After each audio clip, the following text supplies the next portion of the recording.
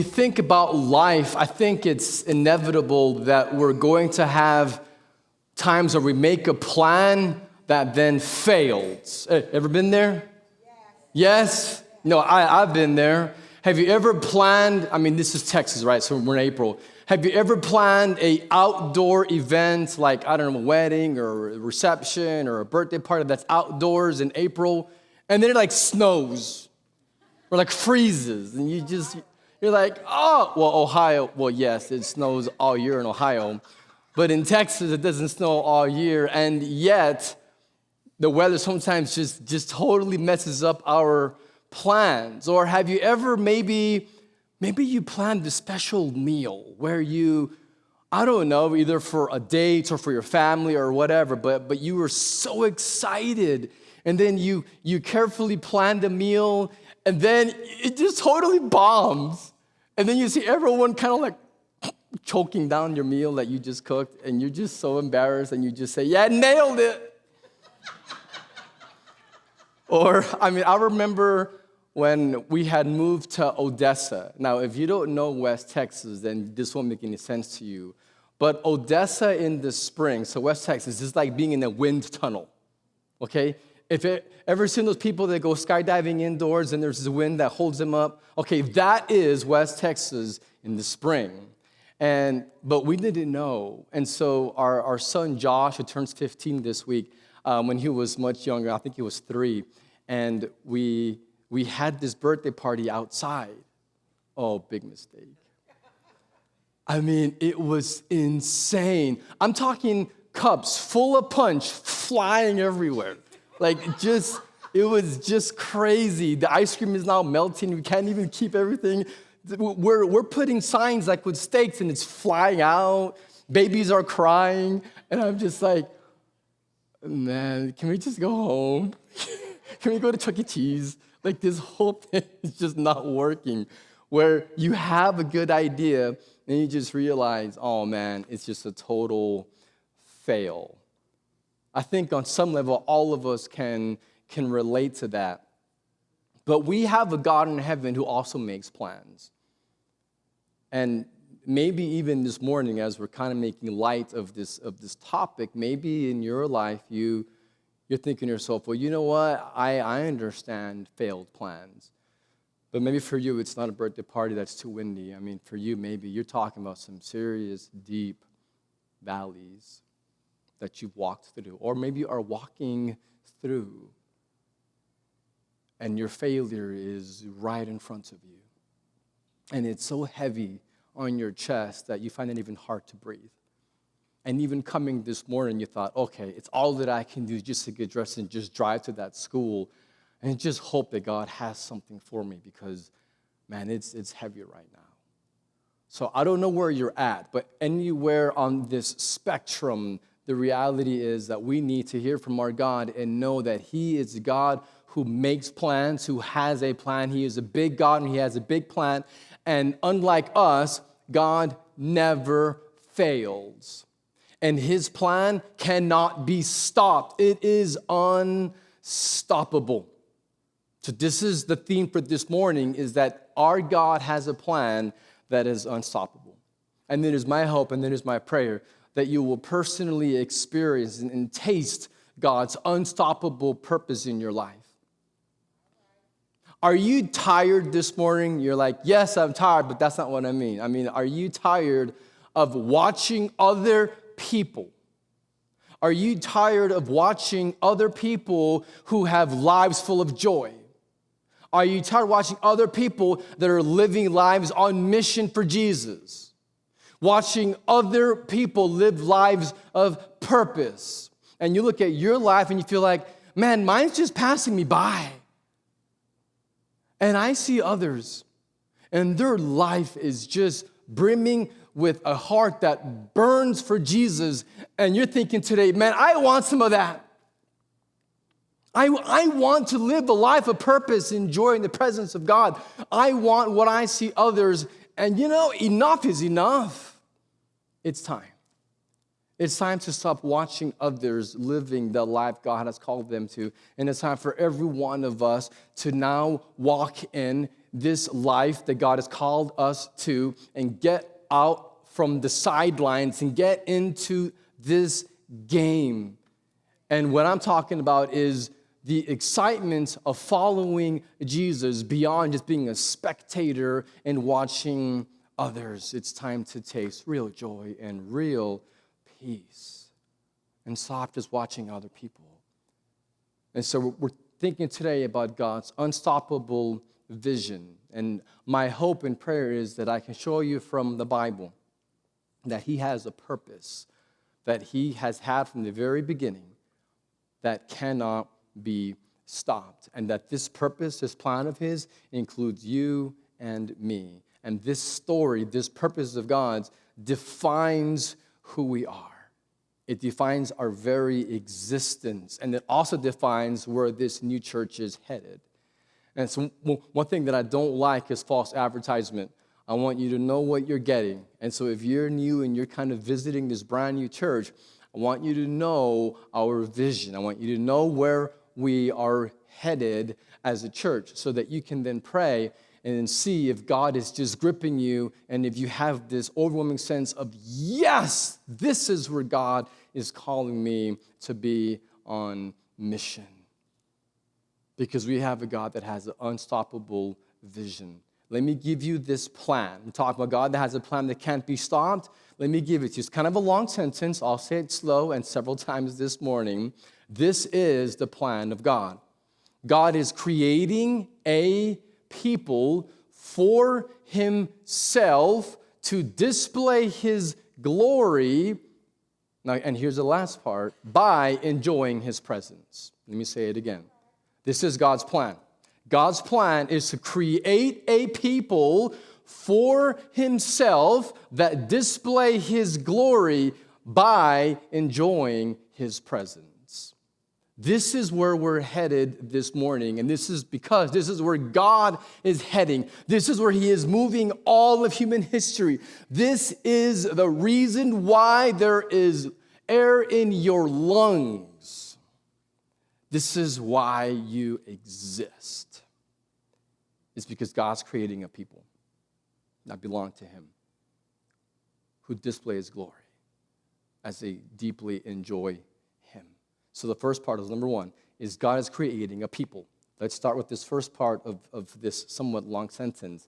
God is creating a people. And let's read in Genesis chapter 1. Because if we're going to talk about God's plan and His plan that can't be stopped, we should start in the beginning. So let's start there. Genesis 1, verse 26.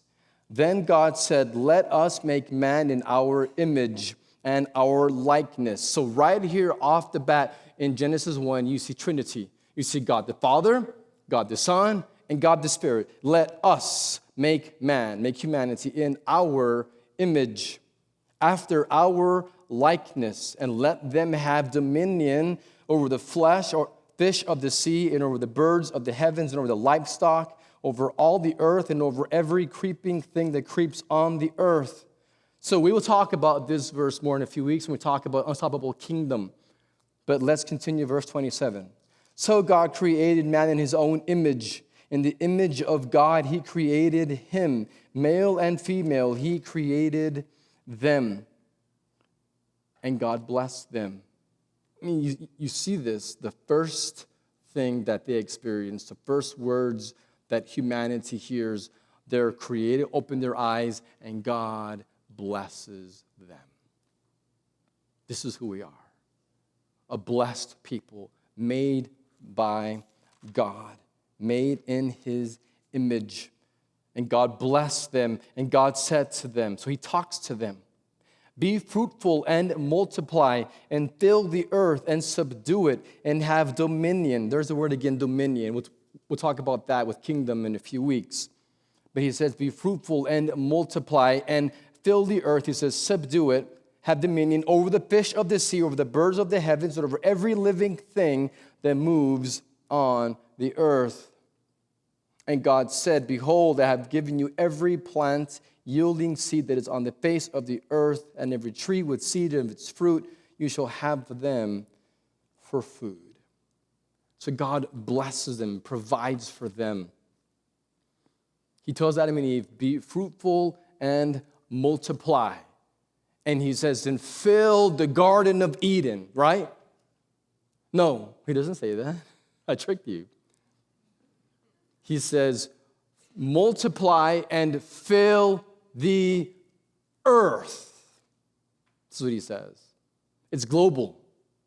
God's plan has always been, always will be global. His plan is to create a people. He is a big God. He has a big plan, and it's a global one. From the very beginning, God's plan has been to create a people from all the nations of the world. And so God's plan is centered on creating a people, a large community. God's plan is not us four no more. God's plan has always been, always will be, a multitude that no one can number, praising the Lamb who was slain.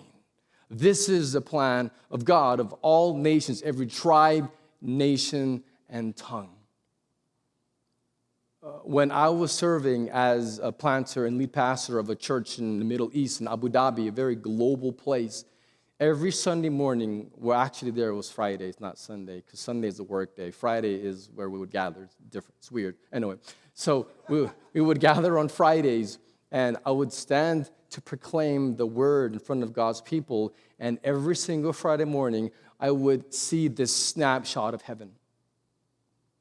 We had lots of different Africans from different countries. We had Filipinos, we had Russians and Finnish and Swedish and British and Australians, and we had Kiwis, and we had South Americans and even Canadians and a few Americans, but mostly Texans. It was awesome. And I'm not even exaggerating. It was literally this picture of heaven. And I pray that God makes Renewal Church a diverse place. I pray that it will be normal for Renewal Church to be diverse. That we will have people of different backgrounds and different skin colors and different accents, not just your pastor, but others who sound funny too. Because the call is global. And so what we're seeing here is God's plan is to create a people that will belong to Him. So it's far bigger than you, far bigger than me. We are part of something bigger than ourselves that gives our lives eternal value. So we see here, God is creating a people, second part, for Himself. It's not just a random people. He's creating a people for Himself. We were made by God and we were made for God. So He's creating this multitude, this people, because He loves you. He delights in you. And maybe we need to pause there for a moment this morning, and you need to let that profound truth sink in. God delights in you. Yes, He knows you're messed up.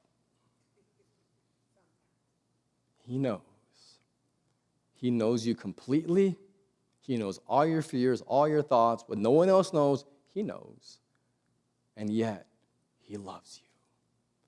And this is what is really mind-blowing about the gospel, is to be fully known and yet fully loved. This is the love of God. It is not like human love. And He enjoys you, and He wants you to know Him. Genesis chapter 3 describes God in the cool of the evening, coming into the garden to commune, to just talk to just spend time with Adam and Eve. I mean, think about that. At the end of the day, coming together to talk. Does that sound familiar? Wives, when your husband gets home in the evening, what is the first question you ask him? How was your day, right? We all ask it, how was your day? And husbands, when your wife asks you that, oftentimes you're like, oh, I don't want to talk about my day. And so as much as oftentimes wives want to ask that. So sadly, much to our chagrin, husbands oftentimes don't want to connect. We don't. We want to just retreat. But wives, how do you feel whenever your man comes home and you say, so how was your day? And you get a grunt. And then he just sits on the couch and watches TV all evening. Or just catching up on the sports world for several hours that evening.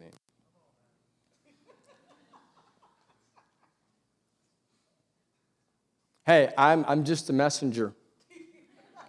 I don't write the mail, I just deliver it. What you see here is God in the evening is spending time with the people that he loves, talking about their day. Connecting with them. Talking to them. Enjoying the relationship because there's no brokenness. Man, we're a long way from Eden today. But what you see here is perfection. But do you know why? Do you know why God talked to Adam and Eve? I mean, you could say, well, because he loved them. Well, yes, that's true, but we want a little bit better answer than just that. Now remember, Adam and Eve had not yet sinned. So it's not as though God was talking to them because they needed him because they were sinners. No, they needed God because they were human. They needed God because we have been created to be dependent upon God. We're desperate for him and his presence. We need him. You see, Adam and Eve on their own could not figure out their life. Again, no sin. And still, they could not on their own figure out their life, could not figure out their purpose. They didn't have infinite knowledge. They had to learn from God. They had to learn how they relate to each other and to God. They had to be dependent and to learn from God by enjoying his presence, by having conversation, by connecting with him. And so this is God's design. He made us to depend on him and to need him and to have this life-giving relationship with God. And so God's plan and his purpose for you and for me is highly relational. It's wrapped up in this love relationship. So you exist to know God. You exist to enjoy him. You were made by God and you were made for God. And so as we're looking at this God's purpose, so God is creating a people for himself, number 3, that display his glory. Genesis 1:1 says, in the beginning, God created the heavens and the earth. You might wonder, well, why did he do that? Well, Psalm 19, verse 1 is a commentary that tells us why God created. And it says, the heavens declare the glory of God, and the sky above proclaims his handiwork. You hear that? The heavens themselves, creation itself, declares the glory of God. And so creation itself is a display of the glory of God. This is the purpose in creation, is to display the infinite glory of God. And so this is God's purpose. His purpose is his glory. His purpose is to then display it so that people will then see it and then be captivated by it, be transformed by it, and then respond to God with worship. Just think about this for a second. He made us to be in awe of him. He made us to treasure him. So everything that he's made, including our own bodies, which is just absolutely amazing when you do any anatomy study, everything about creation is designed to leave us in awe. And when we respond with awe to God, the word for that is worship. So what you're seeing here in creation with God the Father, the Son, and the Spirit creating us in God's image, it is about imaging, reflecting God, his character to him. So when we trust and treasure God, hear me, when we trust him and we treasure him, you know what that results in? reflecting his character. So when we reflect holiness and love and truth and goodness and beauty, we are reflecting what God is like, because that's what God is like. And this is our purpose.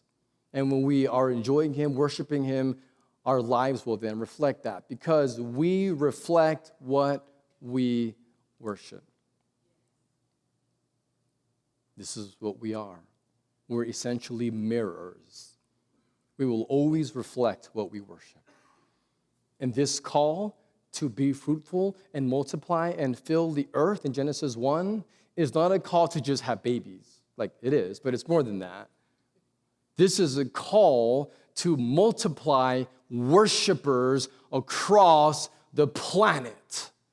It's a call to multiply people who treasure God, and he is their everything, and their lives are so focused on him that their lifestyle just becomes one of focus upon God, which is worship, and it results in displaying his glory. So fundamentally, as individuals and as a church, we exist to display, to reflect the glory of God. So God is creating a people for himself that displays his glory, and then lastly here, by enjoying his presence. So the Garden of Eden was far more than just ancient farmland, okay? It's far more than that. The word Eden itself means delight.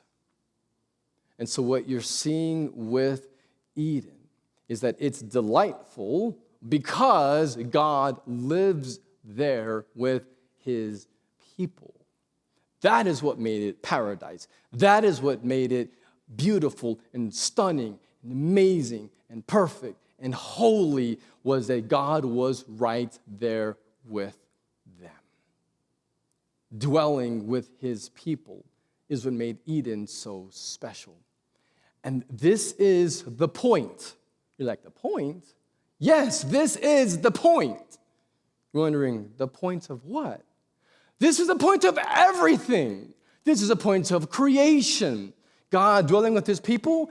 This is the point of why Jesus came into the world. And you shall call him Jesus, because he will save his people from their sin. This is a point of the cross. This is a point of the resurrection. This is a point of your life. This is the point of Renewal Church. This is a point of everything that even exists that is not God. Everything. The point is God's glory being savored and enjoyed and exalted in for the praise of his name. This is your point. This is why we exist. And yet, if you've read the story, you know Genesis 3, things went really bad. You know what happened in the Garden of Eden. You know how Adam and Eve were not content with God's purpose. They weren't content with God's love. They weren't content with God's presence. They didn't want it. They didn't want God. They didn't want his joy. They rejected God, and so what happened? They were corrupted. Adam and Eve lost their taste for God. And so now the world is corrupted and is condemned. And if you want to think of it this way, they committed the true essence of evil.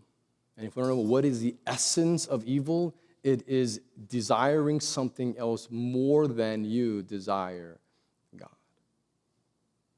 And Adam's rebellion brought corruption and decay and death and despair into this world. Now humanity is cursed, infected with sin, and now instead of tasting this soul-satisfying presence of God, what do we taste? Well, we taste disease, and we taste despair, and we taste even divorce, and we taste death. This is not God's design, but we sinned. It's corrupted. And if you continue reading in the Bible, it really seems like sin is unstoppable. Like that's what it looks like. Because as soon as Adam and Eve sinned, what happened? They're out of the garden, and then their son Cain kills Abel. So you have the first murder. And sin gets so out of control that God sends a flood to clean his world, and everyone other than Noah and his family die.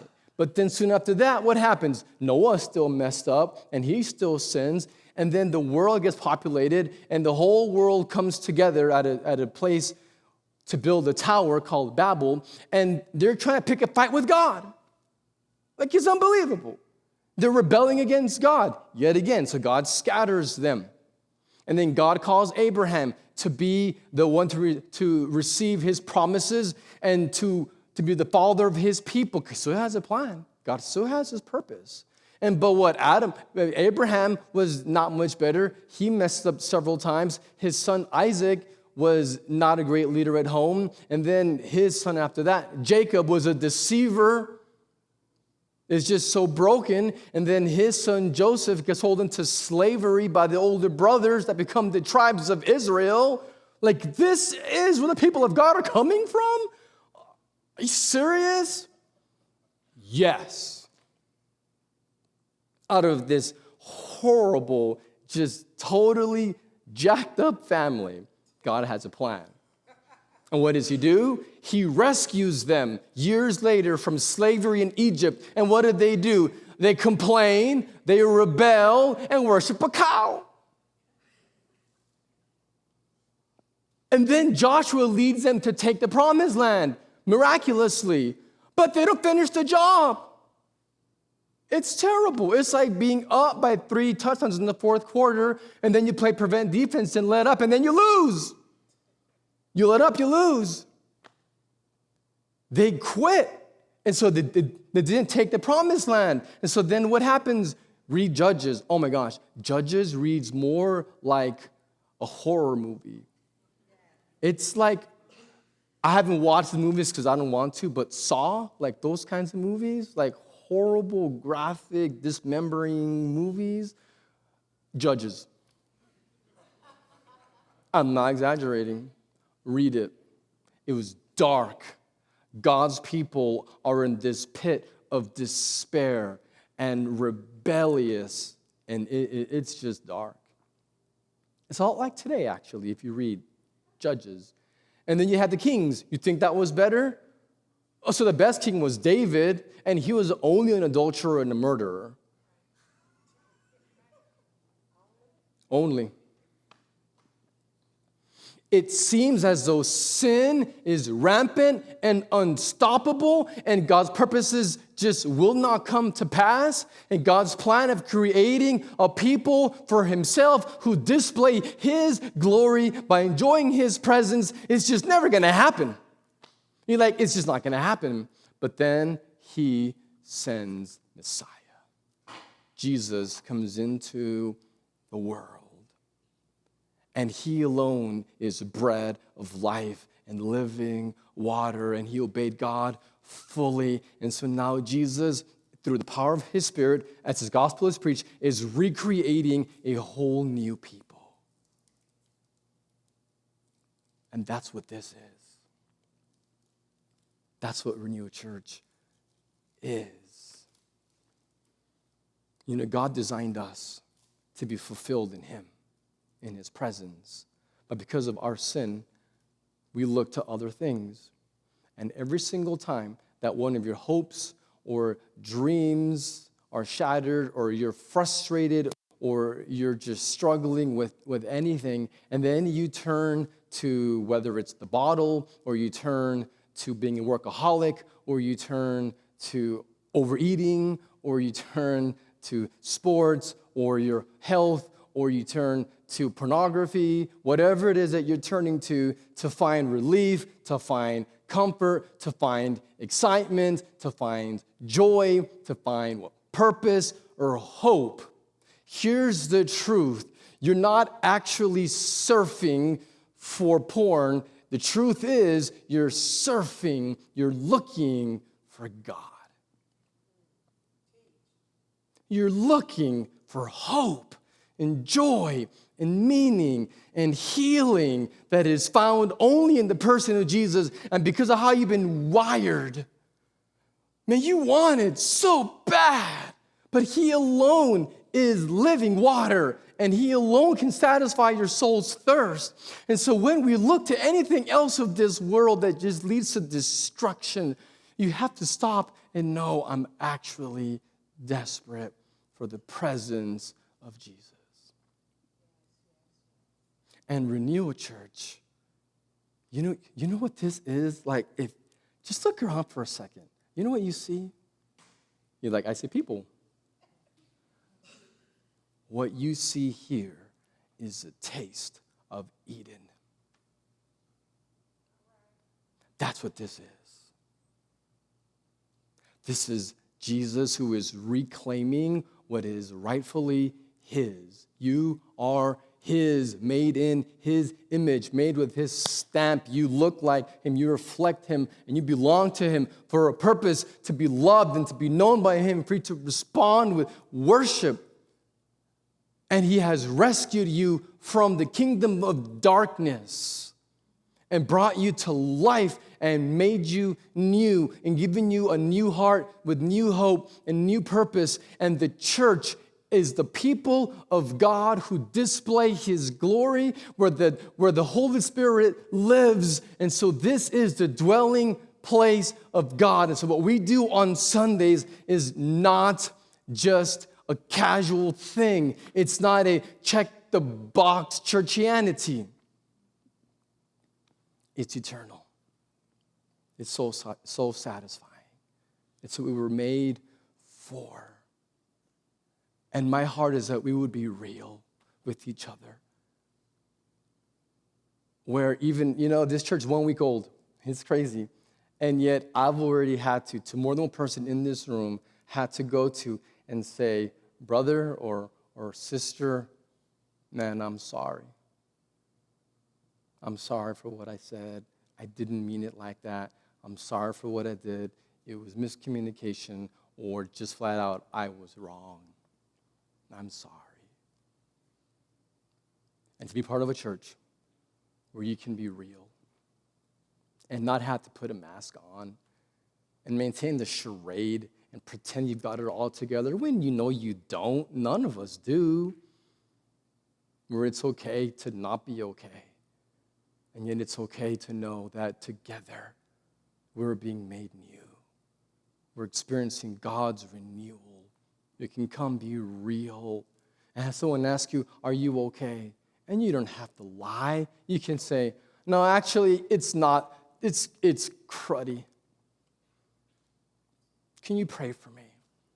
And know that we will. And come belong. Because this is our purpose. God is creating a people for himself that together display his glory as we together enjoy his presence. Are you hungry for something real? Then you've come to the right place. Because we're not here to play games or maintain any kind of facade. This is the point of our church. People that have been made new by Jesus, who are following him together. This is a gathering of people that God has recreated through his Spirit that now display his glory as we enjoy his presence. And you can be loved, and you can be forgiven, and you can belong. Let me read to you. I won't go long, but I do want to read this to you in Revelation 21. This is the end of the story. This is where our lives are headed. Revelation 21, verses 1 through 6. This is a future promise. Then I saw a new heaven and a new earth, for the first heaven and the first earth had passed away, and the sea was no more. And I saw the holy city, New Jerusalem, coming down out of heaven from God, prepared as a bride adorned for her husband. And I heard a loud voice from the throne saying, behold, the dwelling place of God is with man. He will dwell with them, and they will be his people, and God himself will be with them as their God. You hear that? He will dwell with us, live with us, be our God, and we his people. Verse 4. He will wipe away every tear from their eyes, and death shall be no more. Neither shall there be mourning, nor crying, nor pain any more, for the former things have passed away. And he who was seated on the throne said, Behold, I am making all things new. Also he said, Write this down, for these words are trustworthy and true. And he said to me, It is done. Just like from the cross, it is finished. It is done. I am the Alpha and Omega, the beginning and the end. To the thirsty, I will give them from the spring of the water of life without payment. Are you thirsty today? And are you broke? You're like, I have nothing left. Come, drink of this living water. Have your soul satisfied and healed. There's no charge. It is done. Jesus paid it all on the cross. And then if you turn the page, you go to chapter 22, verses 1 through 5. Then the angel showed me the river of the water of life, bright as crystal, flowing from the throne of God and of the Lamb through the middle of the street of the city. Also on either side of the river, the tree of life. Sound familiar? It's from Genesis, from the Garden of Eden, in heaven. The tree of life with its 12 kinds of fruit, yielding its fruit each month. The leaves of the tree were for the healing of the nations. No longer will there be anything accursed, but the throne of God and the Lamb will be in it, and his servants will worship him. They will see his face, and his name will be on their foreheads, and the night will be no more. They will need no light of lamp or sun, for the Lord God will be their light, and they will reign forever and ever. We will see the face of Jesus himself. We will worship. And so what you're seeing with Genesis 1 and Revelation is a completion of God's plan. And if Genesis 1 and if Revelation 22 sound pretty similar, you're like, that sounds like Eden. That's because it is.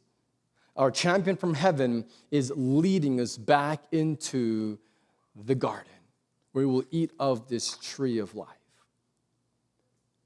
And so God's goal is to renew and then gather his people together to fulfill our purpose, which is worshiping him forever.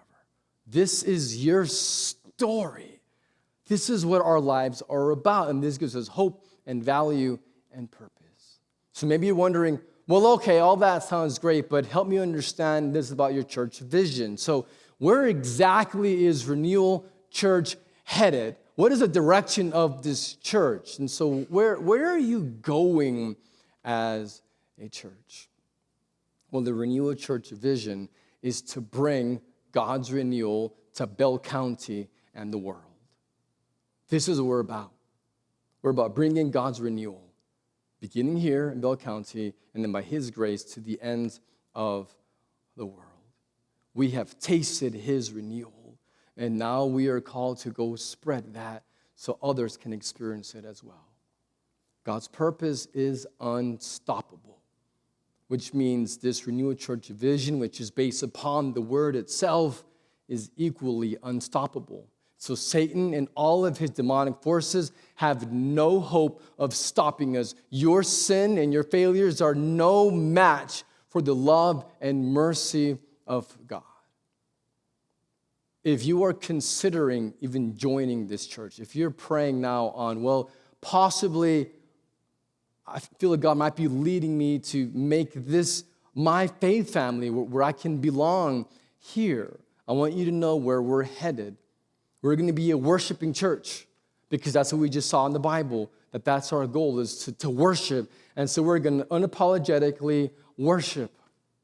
And so if you say, well, you sing for too long, well, you can sit, or you can kneel, or you can stand, or however you want. The posture is however God leads you. But we're going to be a worshiping community that our hearts explode with joy in God's presence. We're going to aim to be a healthy church. And by definition, a healthy church is one that displays the character of God. When people come in here and they meet people from Renewal Church, my hope is that they meet people that are kind and gentle and welcoming and real and forgiving and honest. Why? Because that's what God is like. And so we should reflect it and be a healthy church. We're going to be also a missional church. We want to go and pierce the darkness of Bell County and see lives made new in Jesus so that they can then grow in Jesus and be released into the world for Jesus. So as a church, we are defined by the cross and we are marked by love. This is who we are. This is the vision that God is creating a people for himself who display his glory as we enjoy his presence. And so our vision is to spread this renewal so that more people can come and experience their purpose.